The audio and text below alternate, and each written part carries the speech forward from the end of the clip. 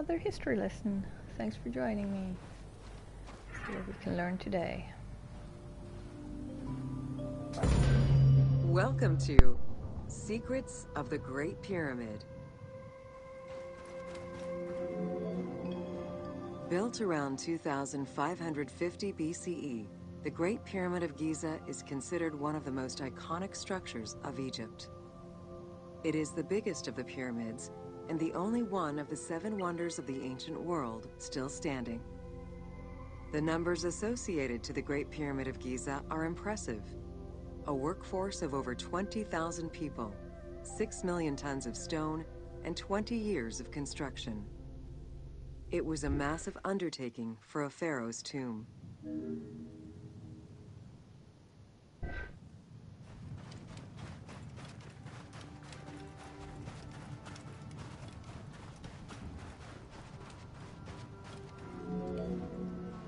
The construction of the Great Pyramid was also a display of power and opulence on the part of Khufu.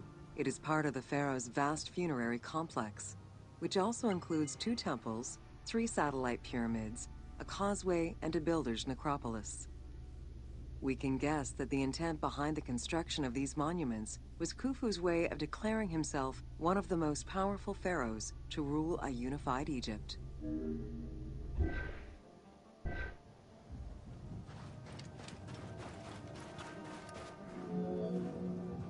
New insights into engineering and ancient Egyptian culture are still being revealed over 4,500 years later. For example, a recently unearthed papyrus offers a glimpse into the life of a tradesman at the time of the pyramid's construction. Also, a logbook belonging to a team leader during the building gives details on the craftsmen, their work schedules, and the raw materials required.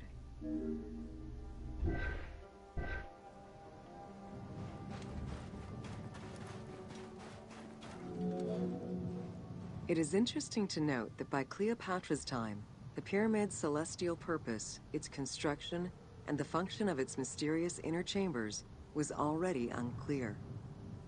Today, it is only through dedicated research that we have begun to grasp some of the Great Pyramid's mysteries.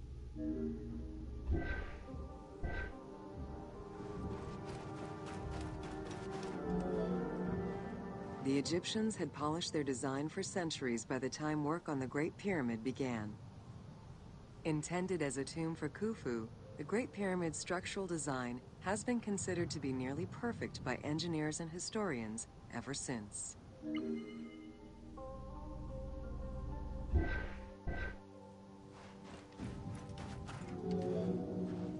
Precisely oriented north-south to the 4 cardinal points of a compass, the length of each side of the Great Pyramid at its base was 230 meters, and its original height was 147 meters. The pyramid is a mere 0.05% error away from being a perfect square.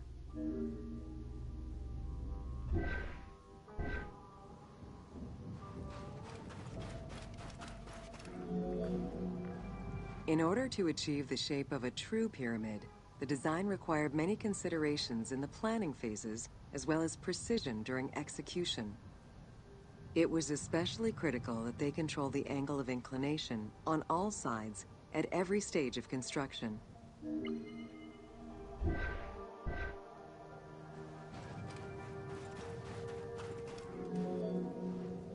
Materials for the Great Pyramid consisted of quarried limestone blocks, weighing between 2 to 15 tons each. The methods of moving these blocks into place is still debated by architects and Egyptologists. The precision of its design in an age with only soft metal tools, as well as the enormous scale of its construction, make the Great Pyramid one of the most impressive feats of human engineering.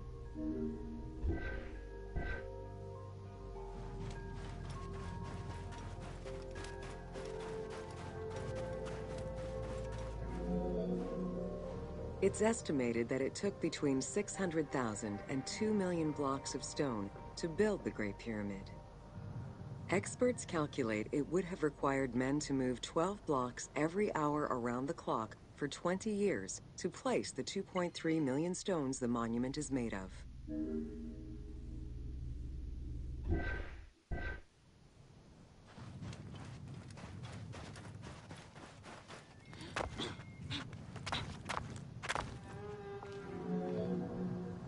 While the interior chambers were built with red granite from Aswan, most of the pyramid was made from local limestone, weighing between 2 to 15 tons per block.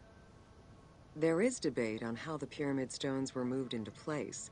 Recent research is exploring the idea that it was built around a large interior ramp.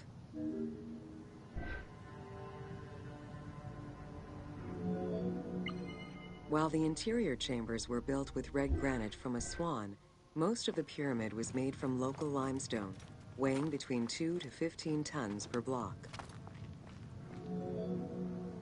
The recently discovered logbook confirms that the high-quality limestone of the outer casing was brought by boat across the Nile from a quarry in Tura. Once complete, the smooth white polished stone of the Great Pyramid would have reflected the sunlight like a beacon, earning it the name the Horizon of Khufu.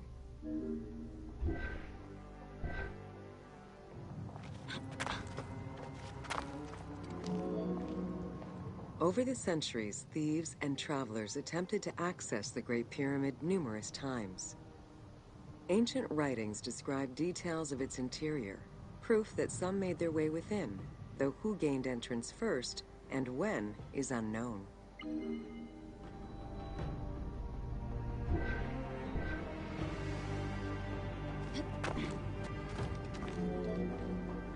The main entrance of the Great Pyramid is located 17 meters above ground level.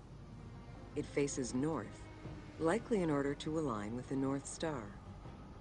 Though the entrance passageway had been discovered in antiquity, any further access into the Great Pyramid was stopped by massive vertical slabs of rock. As such, present-day visitors to the pyramid must use the Robbers' Entrance.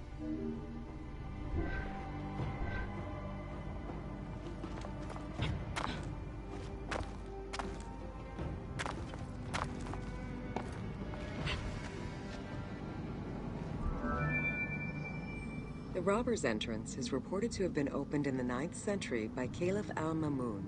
In search of treasure, the Caliph had his men dig their way inside the Great Pyramid. The most likely scenario is that they enlarged a corridor which had been created by tomb robbers during antiquity.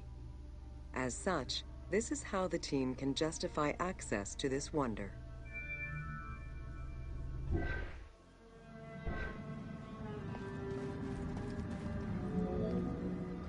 Attempts to gain entry to the Great Pyramid and uncover its potential secrets continued throughout the centuries.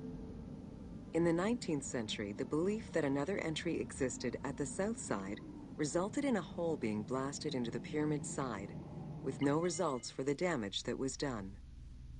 While the search is still ongoing today to uncover more hidden rooms and passageways, conservation is the primary concern of all such efforts.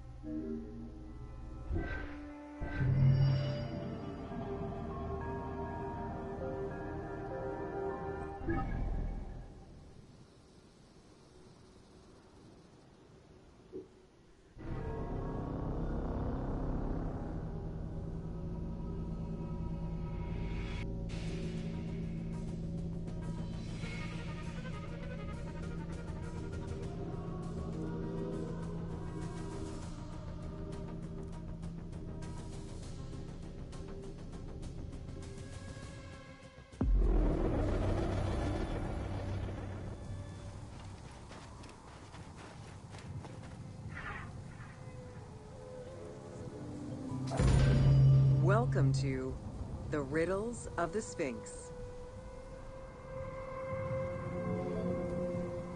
A sphinx was originally meant to be a personification of the king. The human head, wearing pharaonic regalia, was fused with the body of a lion, thus sharing the qualities the powerful animal possessed, namely its power, the swiftness of its attack, and its majestic authority. By these very virtues, it was also considered a symbol of protection. Unsurprisingly, statues of sphinxes could be found along the dromas, protectors of the path taken by the gods to reach the temples.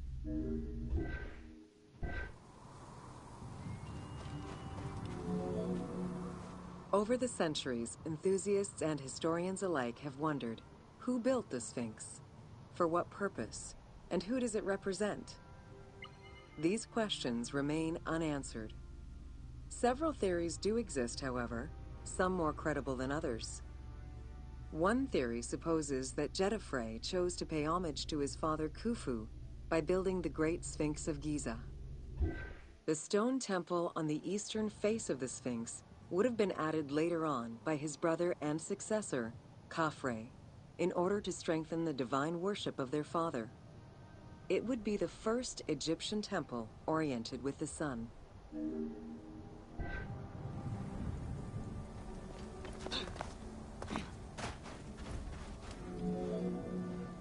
Another theory suggests that the Sphinx was built by Khafre and was meant to represent him.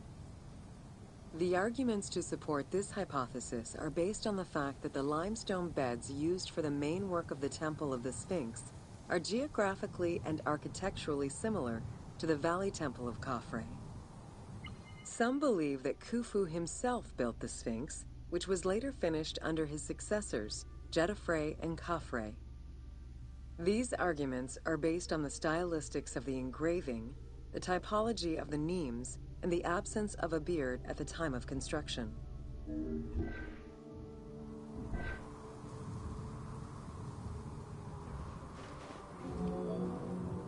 While ancient Egypt as a whole leaves a rather monochrome vision of its monuments and statuary, it is vital to understand that in ancient times, absolutely everything was painted. The sun, eating away at the pigments of the colors, the sand, the climate, and the implacable impact of time, unfortunately destroyed the glorious colors of the Sphinx of Giza. Documents from an Arab Egyptologist of the 12th century, Abd al-Latif al-Baghdadi, indicate that traces of red were still visible in his time. Today, however, the only color that remains are traces of red close to the ears of the Sphinx, as well as hints of blue and yellow on the nemes, traditional colors for that type of headdress. The pigments for the color red were man-made, obtained by mixing different products such as clay, quartz sand, and very finely crushed hematite.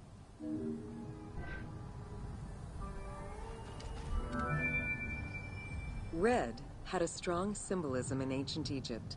It was both the color of life and the color of death. It could represent the sands of the desert or the brilliance of the sun. Red was also associated with the god Seth, vengeful and destructive. The Egyptian word for red, Deshur, is also the word which was used to signify the desert, or the royal crown of Lower Egypt. In art, red was also the color used to paint the bodies of men, while yellow was used for women. It is possible that there were also color restoration efforts during the Saite period about 600 years before Cleopatra's rule, as indicated by notes on the inventory stele, discovered in 1858 by Auguste Mariette. It is because of this that the team made the decision to display it with its full range of colors, even though the Sphinx's colors would have likely faded by Cleopatra's time.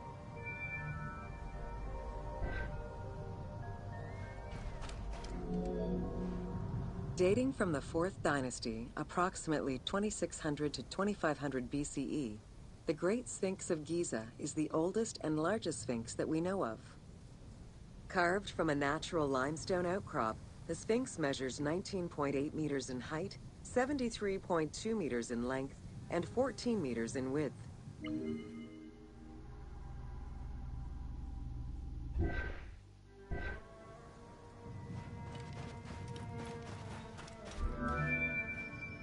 In order to bring polish to the imposing monument, several blocks of limestone were added after the initial construction phase.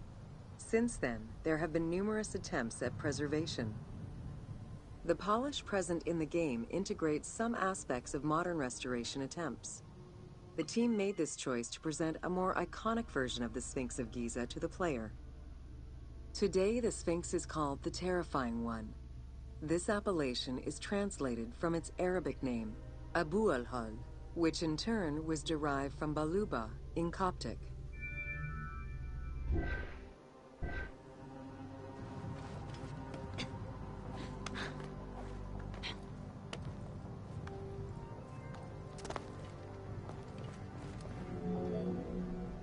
The Sphinx as a whole was carved in situ from a natural stone promontory.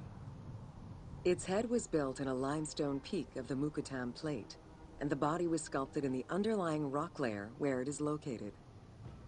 The degradation of the Sphinx is due in particular to wind erosion and the different quality of limestone used in its construction. The level of sodium contained in the groundwater which abuts the stone is also a contributing factor.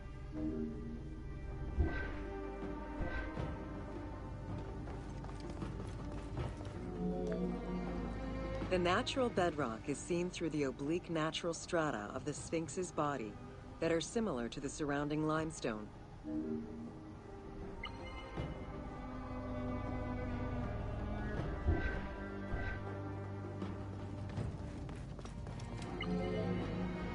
Since antiquity, people have always believed there was a hidden tomb deep within the Sphinx. It is thought that attempts to plunder the Sphinx began as far back as the First Intermediate Period. Since then, numerous attempts to pierce the Sphinx's secrets have been carried out, leaving indelible scars upon the monument.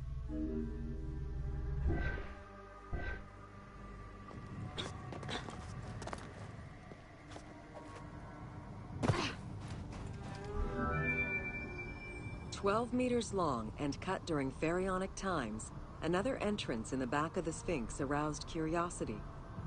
Although Thutmose IV attempted to seal it off, it was possibly reopened by treasure hunters. It was rediscovered by Howard Vyse and mapped more recently by Mark Lehner.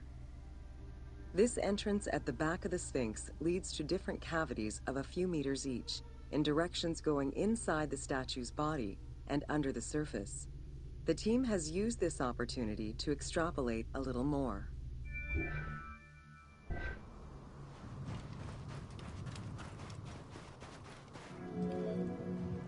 While there have been no major discoveries pertaining to the Sphinx of Giza in recent years, theories and hypotheses continue to emerge. Without validation provided by archaeological sources, however, they remain unsubstantiated.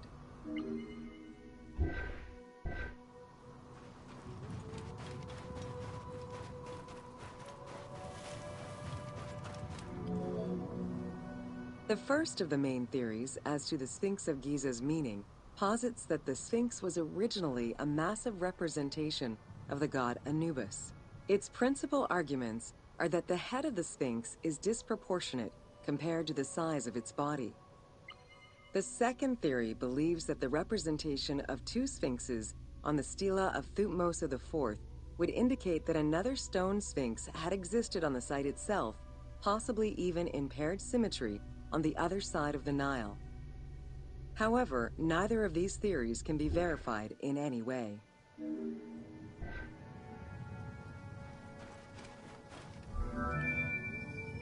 Several scientific projects using new technologies have been put in place in the past decades.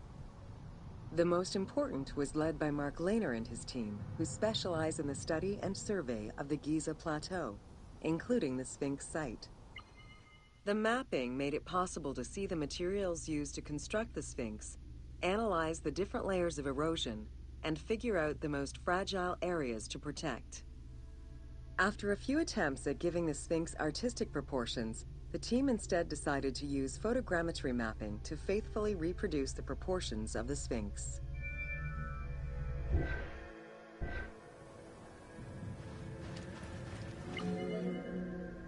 What the Sphinx of Giza represented during its construction and how the Sphinx was perceived by the Egyptians of the New Kingdom are two very different matters.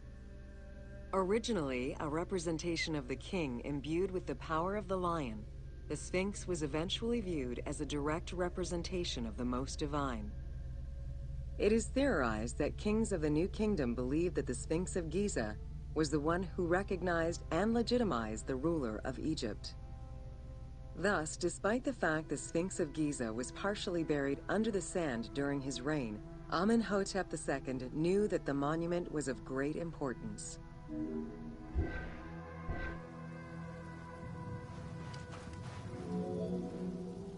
Amenhotep II built a second temple dedicated for the Sphinx as Horemakhet to pay homage to Khufu and Khafre, his predecessors. It became a common habit for this dynasty to spend time with their royal courts at the Sphinx. Its sanctuary became known as Setepet, the Chosen.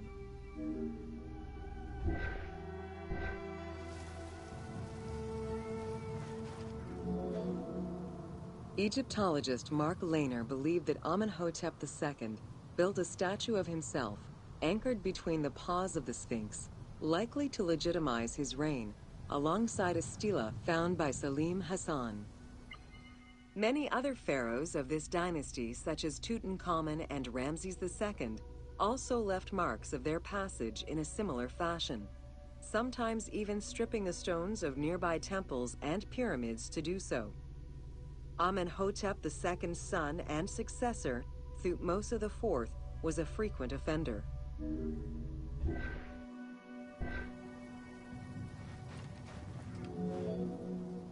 While sleeping between the Sphinx's paws, the future Thutmose IV saw in a dream the god Horemakhet proclaiming his coming accession on the throne of the two lands.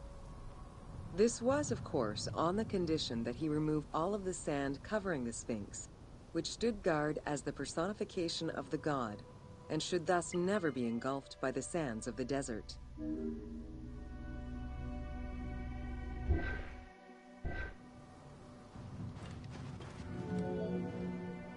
The 15-ton dream stela built by Thutmose IV to commemorate his dream was discovered by an Italian Egyptologist, Giovanni Battista Caviglia, in 1818, when he undertook the task of freeing the Sphinx from the sand, which had yet again covered it.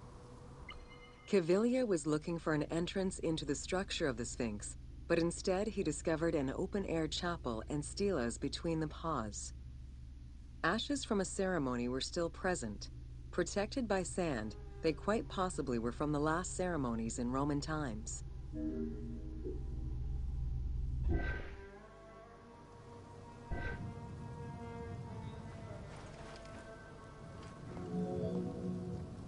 That same year, Caviglia discovered fragments of the Sphinx's beard that had probably been added during the New Kingdom. If many of these pieces are held by museums in Cairo, a fragment is displayed at the British Museum, along with a piece of the uraeus that was on the Sphinx's headdress. It is believed this fragment of beard was possibly kept in place thanks to the statue of Amenhotep II, which was supposed to be located under the head of the Sphinx.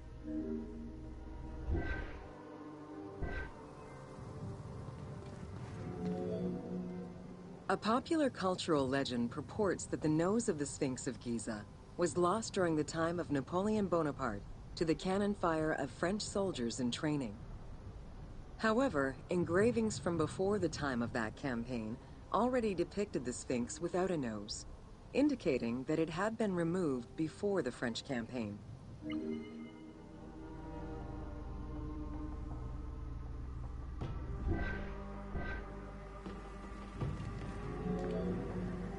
The most plausible hypothesis is based on the research of the German historian Ulrich Harman.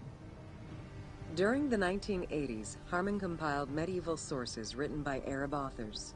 In doing so, he discovered that the Sphinx was once perceived as a favorable omen, a deity supporting sediment-nurturing floods and crops. Around 1378, a Sufi by the name of Muhammad Sa'im al-Dar could not stand this vision of the monument, and in an iconoclastic act, broke the nose of the Sphinx. According to the texts, he was then hanged and burned between the legs of the Sphinx for his crime.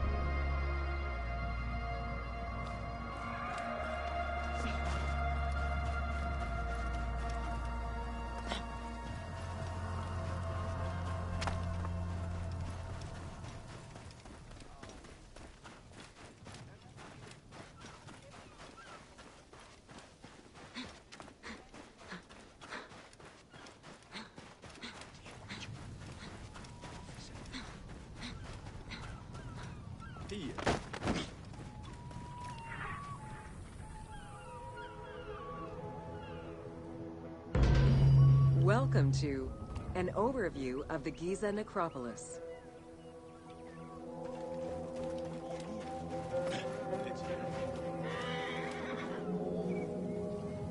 The Giza Plateau is located on the west bank of the Nile and was considered by ancient Egyptians as the domain of the dead. The pyramidal complexes found there were built over the span of 3 generations, during the reign of Khufu, Khafre, and Menkaure.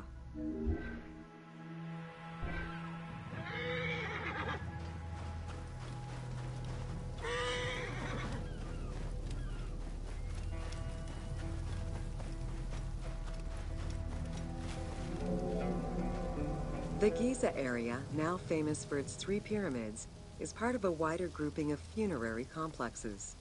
Rulers from this period generally elected to be buried in the area. The focal point of the entire region was the city of Memphis, chosen as the capital of Egypt at the beginning of the Old Kingdom.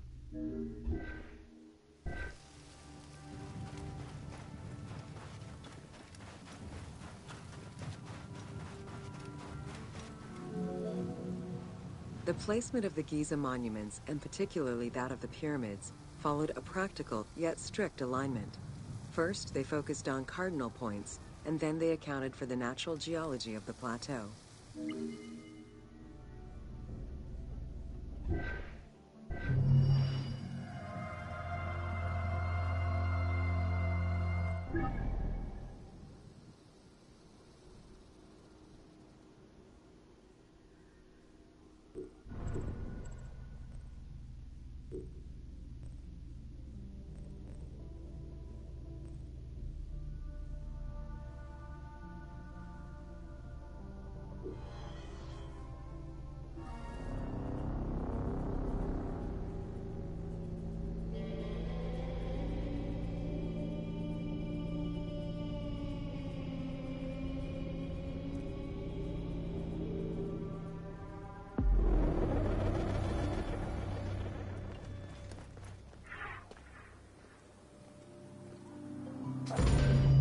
Welcome to the Step Pyramid Complex of Djoser. The Step Pyramid is at the center of an enclosed complex, comprised of temples, models of palaces, and artificial constructions, all built for the afterlife of Pharaoh Djoser. The funeral complex itself covers 15 hectares and is located on the highest point of the Saqqara Plateau. It's clear from the elaborate detail and scale of the complex that this was a technological marvel of its time. The only fragment of information regarding the design plans of the complex was discovered on a section of stone containing an architectural sketch of a vault.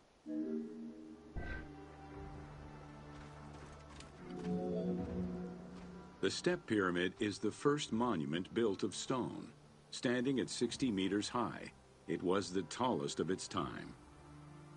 Built 4,700 years ago, it was originally intended as a mastaba, which was a flat-roofed rectangular tomb.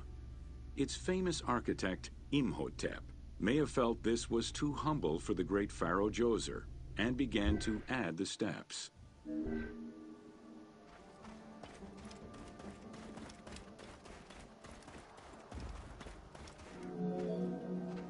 The Step Pyramid complex is enclosed within a 1,600-meter-long wall that is 10 meters high. This large wall was made out of white limestone and oriented along the north-south axis.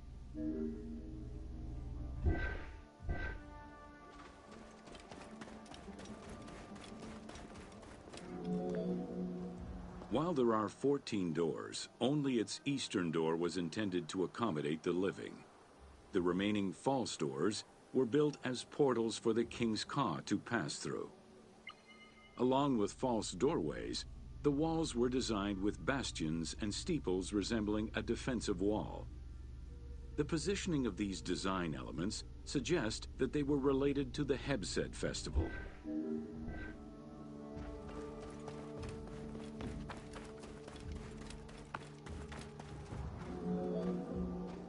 The only real entrance into the complex is at the end of a long, narrow passageway. This enclosure has a stone canopy carved to resemble wooden logs. At the end of the passage is a large opening. Meant to resemble a doorway, it has carved doors and hinges that are permanently open and immovable.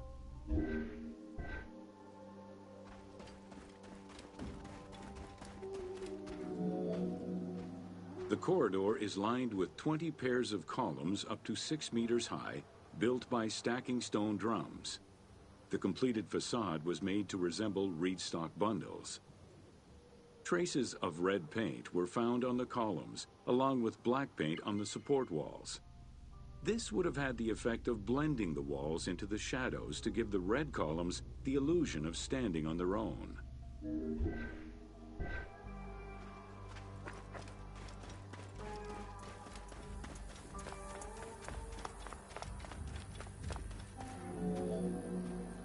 Chambers are located on either side of the columns and are thought to be chapels representing the provinces of Upper and Lower Egypt. According to some Egyptologists, the arrangement of the rooms may be symbolic of jurisdiction and judgment.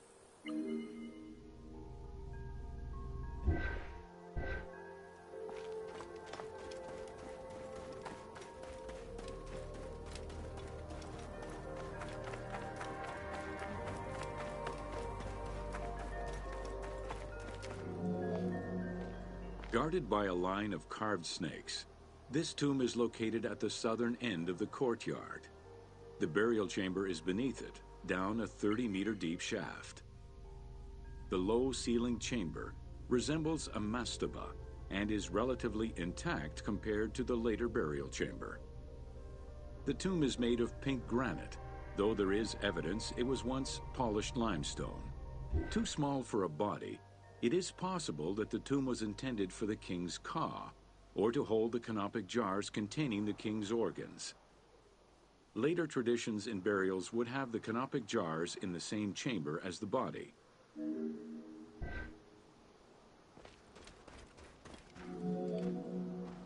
A polished limestone staircase leads west from the tomb to underground apartments. Some of these rooms were intended to accommodate the king and his family in the afterlife. Many large jars of pottery were found, including some that still had deposits of beer, milk, and oil inside them. The false doorways are decorated with reliefs of the king taking part in rituals. In these reliefs, he is seen carrying agricultural tools, running, and performing a ritual for the reanimation of the deceased.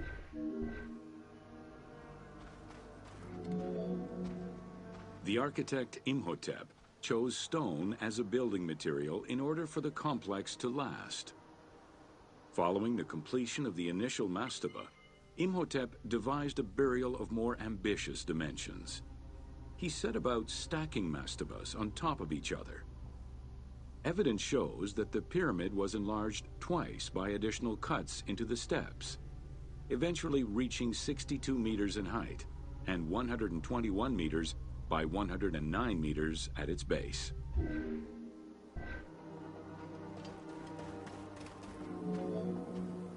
A staircase allowing the pharaoh to enter the divine world was represented by a tiered pyramid, oblong in shape, completely enveloping the original mastaba. The pyramid itself is a solid structure. All of the chambers and tunnels are beneath the structure.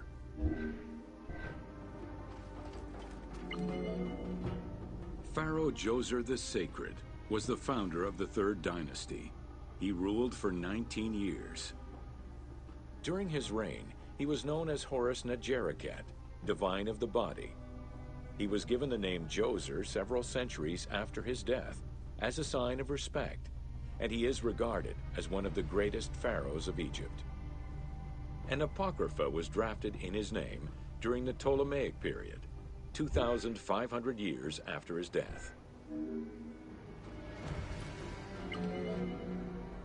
Djoser was associated with the sky god Horus in his human form.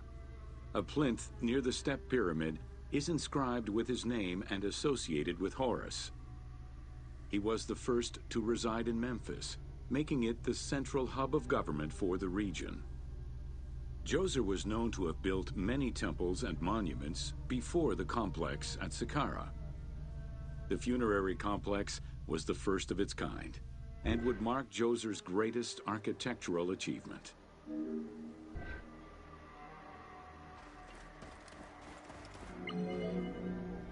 The funerary complex was built to resemble Djoser's palace, with the stone carved to imitate mud brick, trees, and reeds.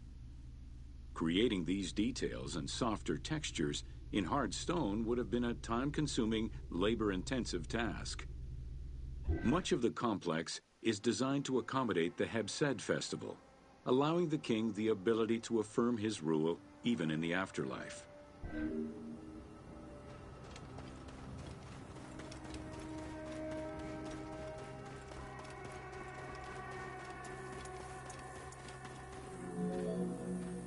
In the corner is a temple referred to as Ti.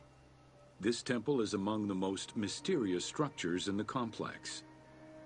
Its outer facade is plain, while inside it is decorated with intricate jed pillars and carvings. It's possible that this place was intended to be where the Ka of the king materialized, symbolically visiting the platform of the Hebsed courtyard from the afterlife.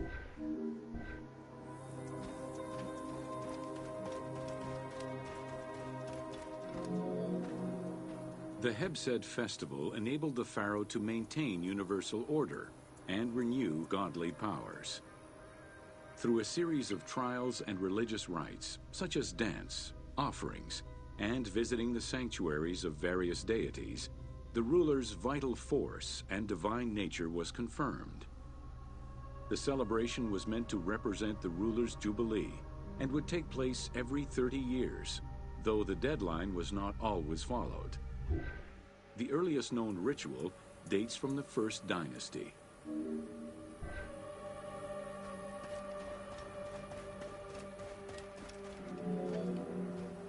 Within the complex of Djoser, southeast of the pyramid, is a dedicated space for this essential ritual to be performed by the king even in the afterlife.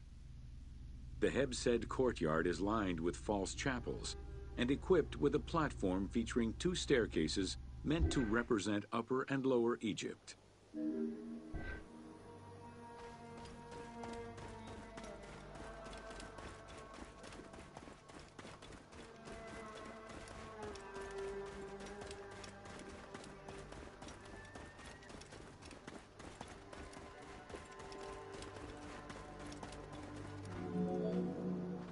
Located in the courtyard, the 2 pavilions are believed to represent the palaces of Upper and Lower Egypt. Rectangular in shape, the 2 replica structures face one another. Their facade is similar to the chapels of the Hebsed ceremony, with column crowns carved to look like falling leaves. Because Queen Hetep-Hernepti and Princess Inetkas's names were discovered on a stela near the pavilions, it is thought that these funerary chapels were intended for them.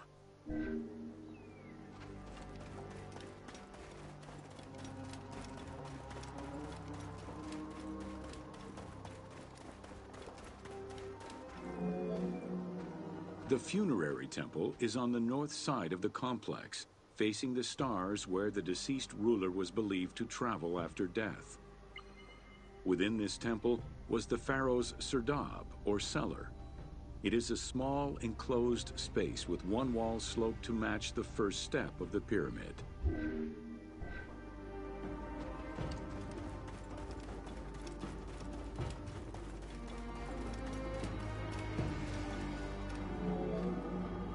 The north wall has 2 observation holes. A statue of Djoser is seated on the throne, wearing a mantle and a tripartite wig with a crown known as a Nemes. Representing the king's Ka, this statue looks through the observation holes into the courtyard, enabling the king to observe the ceremonies and receive offerings in the afterlife.